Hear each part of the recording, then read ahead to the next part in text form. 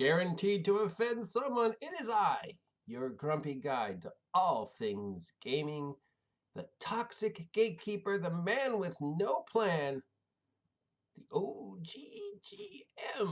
And it's Sunday, which means it's time for the OGGM Gaming News, where I peruse and pilfer and pontificate on what's going on in our wonderful hobby this week. So, first and foremost, as always, let's check out what crowdfunding and Kickstarters are coming to an end this week. All right, so Torg Eternity Tharkhold by Ulysses Spiel. Torg Eternity thing is ending its Kickstarter on the 14th. This is a huge box set of stuff for Torg. So yeah, if you were ever a fan of Torg or the return of Torg, check this out. Torg is a, weird world, warp world kind of role-playing game scenario. If you're not familiar with it, it's not D20, but it was, what if all these different things invaded Earth at the exact same time kind of things. Paranoia seems to be making a return. Project Infinite, Whole, and R&D source books for its Paranoia RPG from Mongoose is ending its Kickstarter on the 19th. This is for the Paranoia box set of Paranoia role-playing game. It's a huge box set of experimental devices to test on your troubleshooters. Glad to see Paranoia is still around. And the inevitable, look, another company's making a D&D thing. Total Party Kill Games is Book of Monstrous Might for 5e Dungeons & Dragons D&D RPG, a D&D 5th, is an arsenal of new monsterable, playable, well, we can't say playable races anymore, can we? So playable things and unusual tactics for use with 5e Dungeons & Dragons. Oh, Legends of Emeria starter set from DM Dave, our buddy DM Dave. This is his take on the D&D starter set, $70. It's got his adventure book, stuff like this. It's got dice. It's got little pre-made cardboard figures you can use. It's got pre-generated characters. It's got items, cards, and it's from the very prolific DM Dave. It's ending its Kickstarter on the 17th. I did kickstart that. Steve Jackson Games, our buddies at Steve Jackson Games. GURPS 2020 PDF Challenge from Steve Jackson Games. Warehouse 23 is ending it. It's Kickstarter on the 13th. This is for GURPS 4th edition. This is a challenge that they wanted to try and kickstart and get funded 12 new or remastered, redone games for GURPS. Is this a good time for GURPS to come out again and to retry to retake the RPG world the way it did so many years ago? Maybe? Journal de Indochin for Call of Cthulhu from the Sons of Singularity ends its Kickstarter on the 20th. This is horror and intrigue in French colonial era Vietnam. Adventure presents Tartarus Gates by Rebellion Unplugged. This is an original system for its core rulebook. It's bought by the same people that brought us the Judge Dredd and the Worlds of 200 AD. It's a standalone magazine with a choir, story, and characters. So each one has a new thingy, a new adventure in it, and it's ending its Kickstarter on the 14th.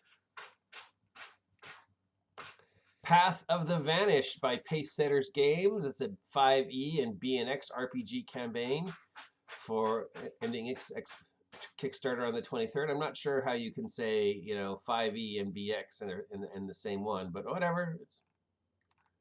And that's it for Kickstarters ending this week. Now let's go on to the news. Okay, so the Kickstarter for Mythological Figures and Maleficent Monsters has had an amazing first week, getting over 1,300 backers and raising $70,000 in its first 70 days. And it's still got another 3 weeks to go before the Kickstarter is funded on Friday, July 31st. So if you want to see yet another book of monsters and NPCs for 5e, Go ahead. Another article of enchanted trinkets is up on the E-Insider website. This one featuring 11 feathered magic items. A new Star Trek adventure source book is coming out called Klingon Empire. I'm sure somebody will say that the Klingons are racially inappropriate, so whatever.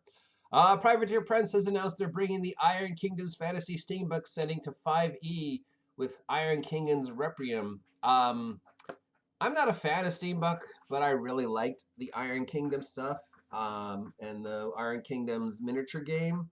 The models, the story, the whole thing was really cool. I tried playing the actual system once. It was an okay system. It wasn't great, so it'll be interesting to see if it works in 5e or if it doesn't. Monty Cook has decided to hack Numenaria, the cipher system, to 5e with a book coming out called Beneath the Monolith. The artwork for this game is amazing. Don't know about the actual game. I didn't hear, good things about Numenaria. But whatever, we'll see. I heard good things about the cipher system, so. Okay, so the D&D Beyond Players Tool app is now live, a free app for iOS and Android that allows you to access your D&D Beyond characters and manage them during gameplay. I thought this already existed because I've seen so many people pull out their phones and and D&D Beyond their characters, but I guess I was wrong because according to this just happened. So I don't know what I've been seeing, but whatever. Okay, so yeah, I mean, any way to make your characters accessible. I'm not a fan of this, but if you're gonna use it as a way to look at your sheets, then it should be something that's quick, fast, effective. Look, put down, keep going, not spend 20 minutes going on your page and this. Hold on. So hopefully this 5e D&D Beyond player tool set will fix the problems we've seen with previous attempts to do character sheets on the Comptometer. I don't know. Kids on Bikes, one of the right up there with Tales from the Loops, one of my favorite role-playing games that have come out in the past few years, is doing a Harry Potter-esque type game called Kids on Brooms. So the same basic idea, your kids at a school for wizards. So that would be check that out. It's Spencer Stark and Jonathan Gilmore, and the information of the spin-off is on the Kids on Bikes role-playing game website. There's a role-playing game called Ryumpha Natural Fantasy Roleplay. It's a Japanese role-playing game heavily inspired by the works of Hayao Miyazaki. You can check out a review for that over at Charles Dunwoody's role-playing game website. Sponsor me, Venom, so I wake the fuck up.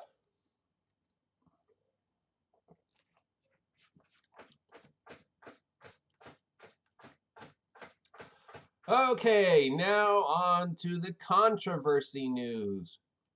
There's a lot of controversy news this week, so I'm gonna save it for a separate thing, including the whole thing about Wizards of the Coast now adding a disclaimer to the several of the legendary products because of the whole Oriental Adventures orc thing. You know what? I'm not going to comment on this one. It would just take too long, and I've already been blabbing for 8 minutes here. So I'll do a separate one about this week's controversy. Okay, so despite what's going on in the world and everybody switching over to the Comptometer, tabletop gaming Kickstarters have continued to grow despite everything. So it seems like either people are just really interested in a lot of the new stuff coming out, or they're really, really bored and they're like, I got 20 bucks and I don't know what to do, so I'll kickstart this and get some free crap or whatever. But the first half of 2020, pledges for Kickstarters for tabletop role-playing exceeded 117 million and was up to only 96 million last year. So that's a huge jump of people getting on board and supporting tabletop role-playing games and wanting to see new product come to market that, is fulfilling some need that they didn't see. already out there, so they're kickstarting stuff, So good. Way to go, guys. The more RPG product out, the better. The more stuff out there that can, fulfill people's needs, and they can go, this is what I want. Great. So way to go, Kickstarter. Amanda Harmon has left Pazeo and has gone over to work for Kobold Press. Who cares? The Gen Con online event calendar is now live for the 4,600 events scheduled. 4,600 online events. That should be interesting. And yeah, what else?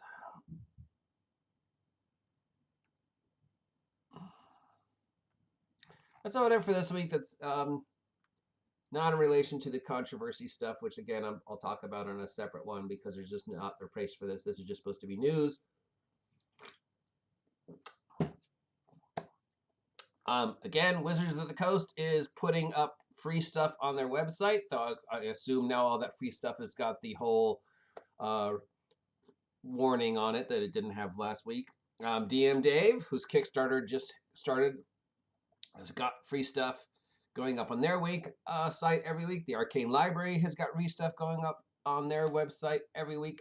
And if you, as always, if you check on over to DriveThruRPG and go to the Pay What You Want link, again, you can see lots of PDFs that are being put out for various different companies who still want people who understand, I'm home, I'm bored, I want something to do. Look, here's a free role-playing game. Here's a free board game. I don't know how you download digital board games because there's so many parts with board games, but it's a thing. It's on there, so check it out. That is this week's news from me. Hope you're all doing well. Hope that this 12th day of July finds you safe and sane and COVID-19 free and finding ways to indulge our amazing hobby. Maybe getting together and role-playing with your family, something my family has never done. Maybe finding ways to use the comptometer to reach out to old friends, new friends, and role play. Maybe role playing a video game, whatever. Just finding ways to keep busy, keep interested, keep your mind and body active while we wait for the world to either plunge into fiery doom or resurrect itself and come out even better than before after all this nonsense is over. Till next time, sponsor me, Venom, because Lord knows I drink enough of this crap. I am your grumpy guide to all things gaming, and I will talk to you losers later.